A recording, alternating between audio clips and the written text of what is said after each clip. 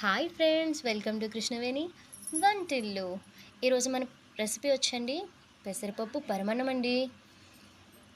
ఒక బౌల్ తీసుకుని దానిలో 1 కప్పు బియ్యం పోసుకొని, అలాగే 2 స్పూన్స్ పచ్చెనగపప్పు కూడా వేసుకొని శుభ్రంగా కడుక్కోవాలండి. కడుక్కొని అలాగా నీళ్ళలో నానబెట్టుకుని పక్కన పెట్టుకోవాలన్నమాట. అలాగే 1/4 కప్ వచ్చి పెసరపప్పు వేరే ప్యాన్లో వేసుకొని దోరగా వేగనివ్వాలి.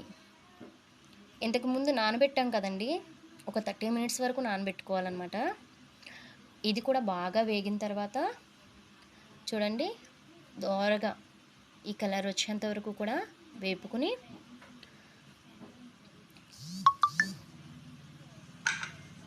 నానబెట్టుకున్న మిశ్రమంలో ఇది కూడా వేసుకొని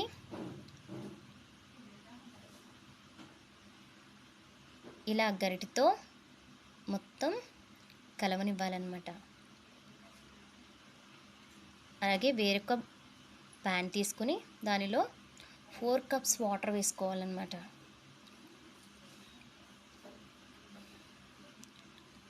వేసుకున్నారు కదా. అలాగే 1 కప్పు పాలు, 4 కప్పుల వాటర్కి 1 కప్పు పాలండి.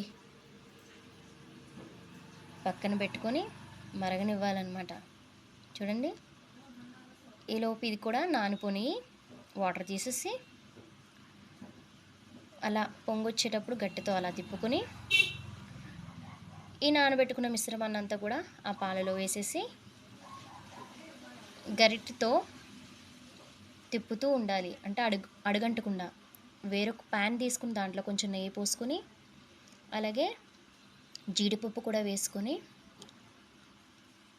దోరగా వేగనివ్వాలి. చూడండి, పిల్లలకి చాలా హెల్తీ ఫుడ్ కదా, సో జీడిపప్పు చాలా మంచిది. ఇందులోనే కొంచెం కిస్మిస్ కూడా వేసుకొని మంచి కలర్ వచ్చేంత వరకు కూడా వేగనివ్వాలి. ఇంకా చూడండి, భలే వచ్చింది కదా కలరు. వేరే బౌల్లోకి తీసుకొని పక్కన పెట్టుకోవాలన్నమాట. ఈలోపు రైస్ ఉడుకుతుంది.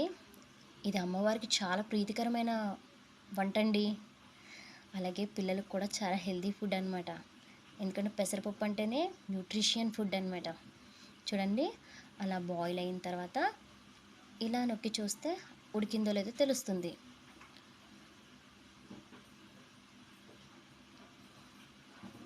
గరిటె తిప్పుతూ ఉండాలి ఫ్రెండ్స్, లేదంటే అడుగంటేస్తుంది. దీనిలో 1 కప్పున్నర బెల్లం వేసుకొని ఇలా తురిమి వేసుకోవాలన్నమాట. బేసిక్గా బెల్లం పాకమేం పట్టక్కర్లేదండి, దీంట్లో డైరెక్ట్గా వేసేసుకోవచ్చు.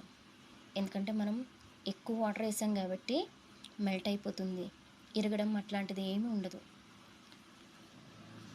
చూడండి, భలే కలర్ వచ్చింది కదా. అలా కదుపుతూ ఉండాలన్నమాట. అలా కదుపుతూ ఉండగా మనం డ్రై ఫ్రూట్స్ కూడా దీంట్లో వేసేసుకోవాలి. ఇవి కూడా కలిపేయాలి. చూడండి, ఇవి కూడా ఈ రకంగా కలిపేసుకోవాలన్నమాట. అలాగే ఒక మిక్సీ జార్లో 4 యాలకులు, అలాగే కొంచెం పంచదార వేసుకొని గ్రైండ్ చేసుకొని మనం వండిన మిశ్రమంలో వేసుకున్నట్లయితే టేస్ట్ సూపర్ ఉంటుందండి. బేసిక్గా యాలకులు అంటేనే ఒక టైప్ ఆఫ్ టేస్ట్ అనమాట. చూడండి, ఇలా బౌల్లోకి తీసుకుంటే మనకెంతో ఇష్టకరమైన పెసరపప్పు పరమన్నం రెడీ అండి.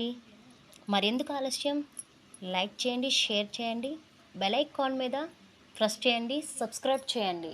Thank you friends.